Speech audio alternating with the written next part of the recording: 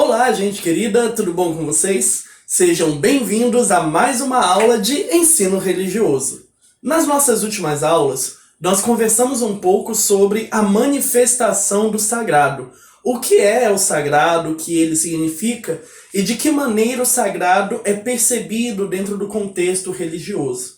Nós percebemos que o sagrado pode se manifestar em diversas formas e situações dentro da vida das pessoas religiosas.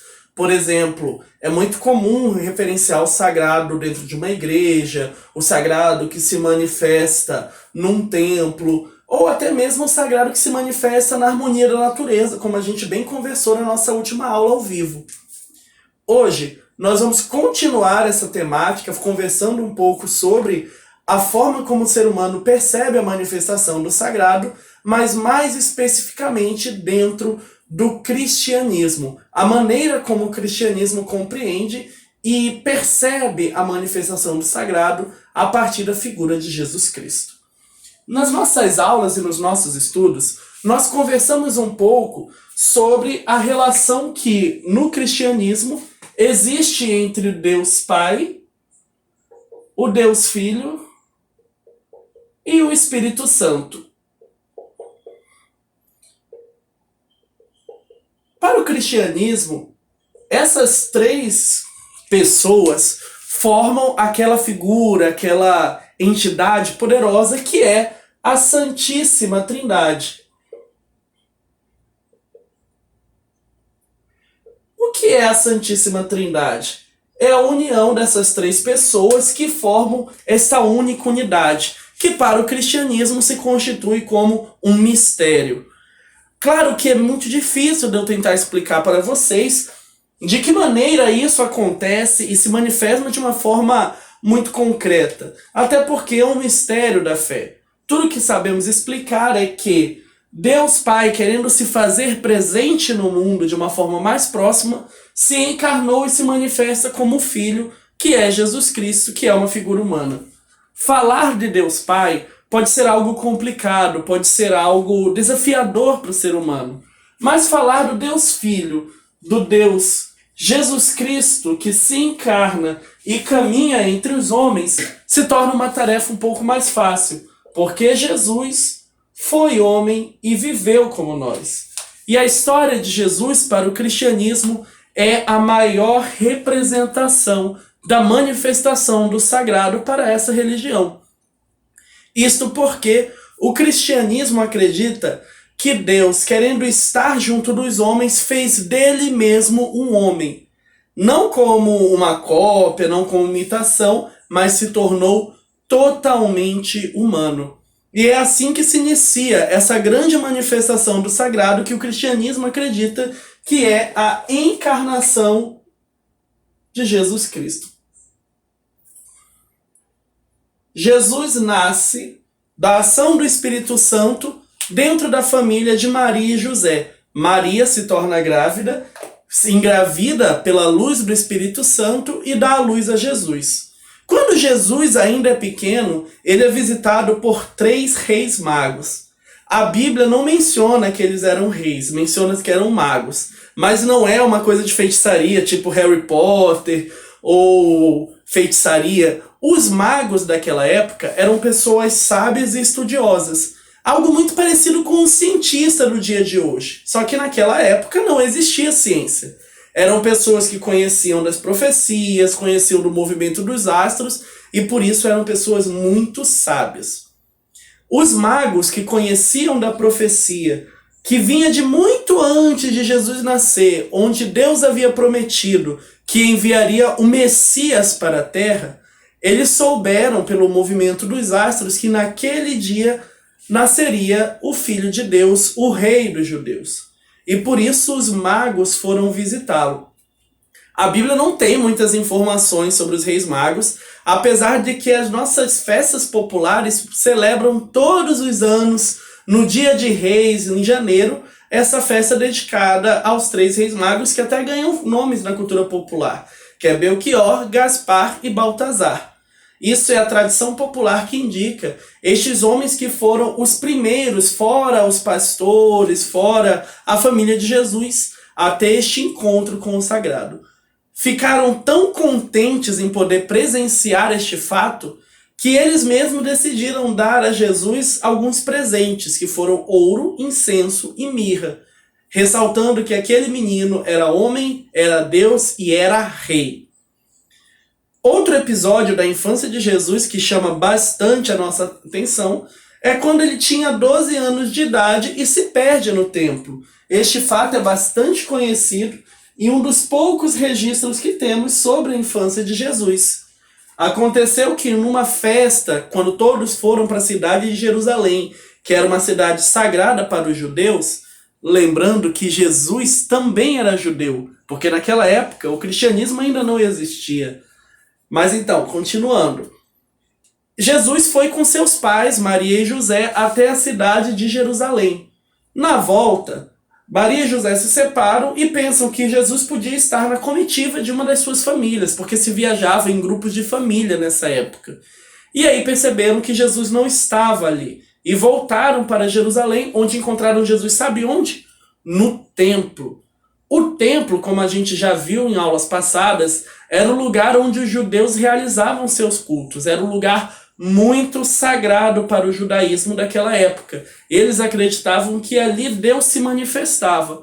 Por isso que no templo haviam muitos sacerdotes, mestres da lei, que eram homens que dedicavam a sua vida a estudar os escritos dos profetas e dos patriarcas do judaísmo.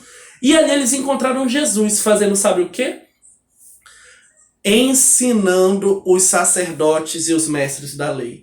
Um menino de 12 anos de idade falando para aquele público de anciãos, de pessoas que dedicaram a vida a estudar, falando e ensinando com autoridade de quem realmente conhecia a Deus e a propriedade do sagrado.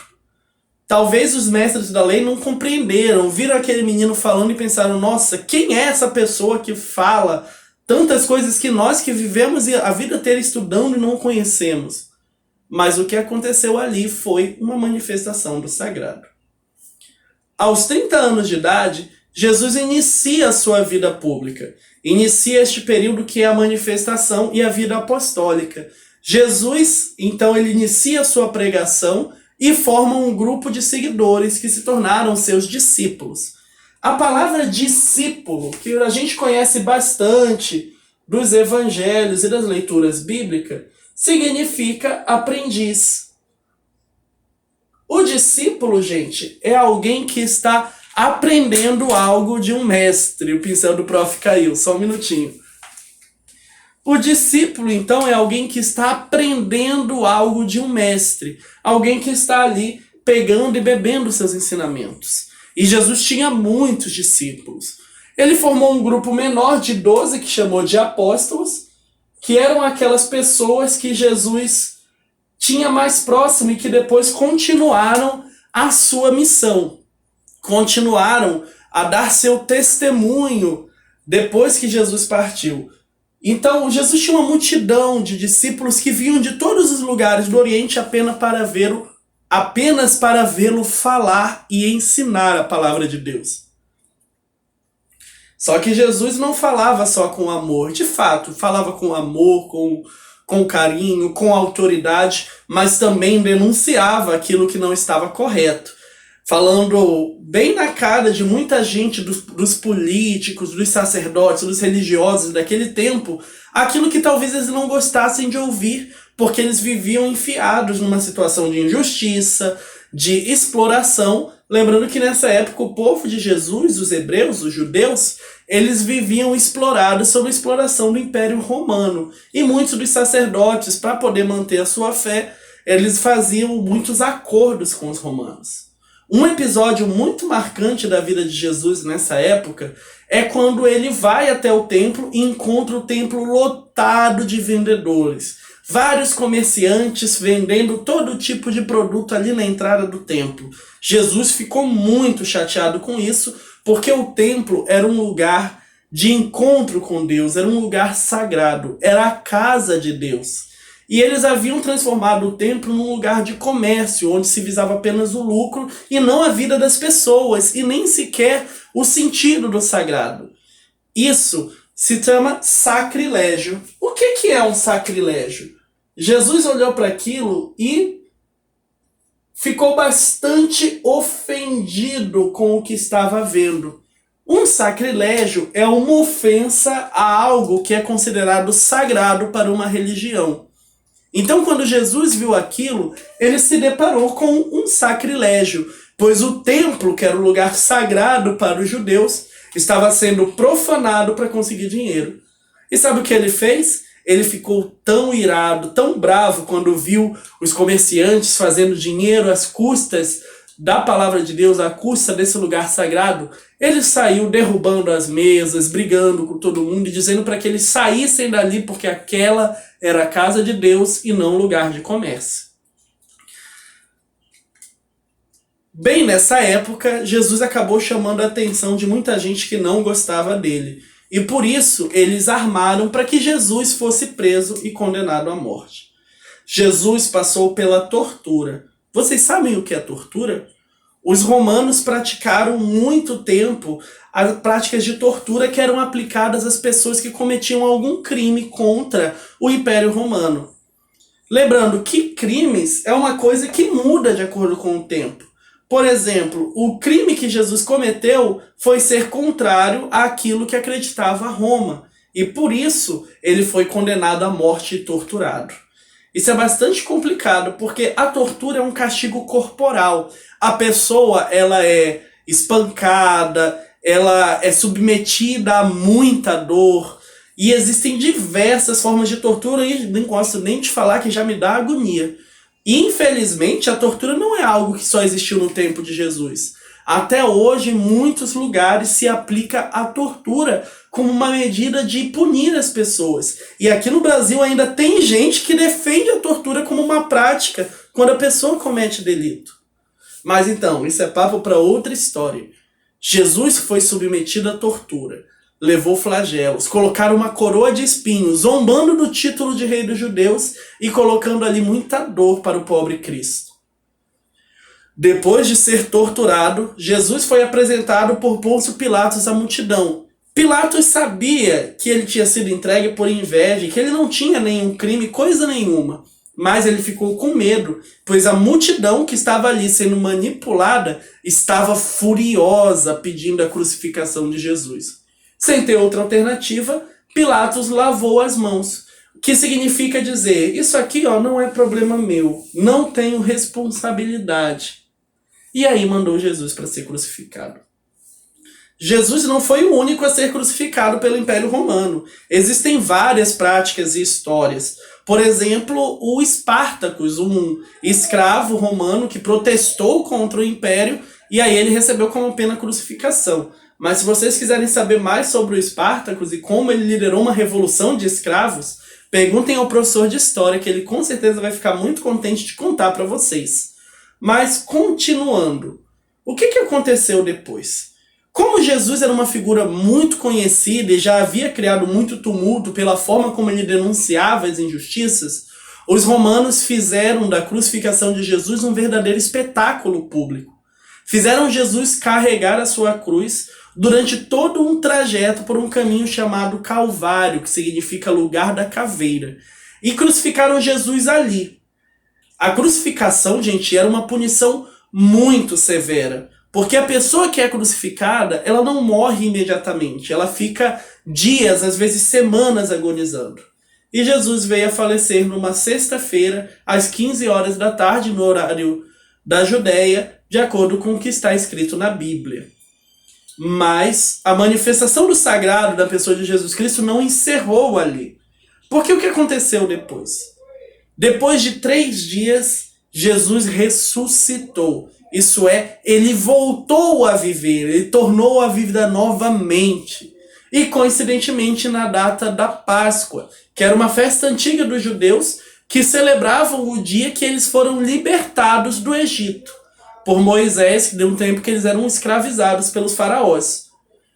Então, por este motivo, o cristianismo deu um sentido sagrado para essa Páscoa, dando um novo significado. Não é mais só a Páscoa, a libertação dos judeus, mas a Páscoa como a vitória de Cristo sobre a morte e o dia da sua ressurreição. São histórias, exemplos muito bonitos que mostram como a pessoa de Jesus Cristo se torna uma das maiores manifestações do sagrado para o cristianismo. A maior de todas. O sinal de que Deus quis estar conosco, quis estar perto dos homens e caminha com a humanidade até hoje. Muito bem, gostaram da aula de hoje? Agora uma atividade bem legal para vocês. Quem aí gosta de desenhar? Não precisa ser o talentoso, pode ser do jeito que vocês conseguirem. Eu quero que vocês desenhem, de acordo com o que nós vimos de hoje, sobre a pessoa de Jesus Cristo, a sua história e como isso foi manifestação do sagrado. Façam um desenho bem bonito contando a manifestação do sagrado para o cristianismo. E aí, a gente se encontra na semana que vem, tá bom? Qualquer dúvida, podem chamar o prof lá no Google Classroom ou no WhatsApp que a gente vai responder durante a nossa aula. Espero que tenham gostado, um grande abraço e até semana que vem. Tchau, tchau!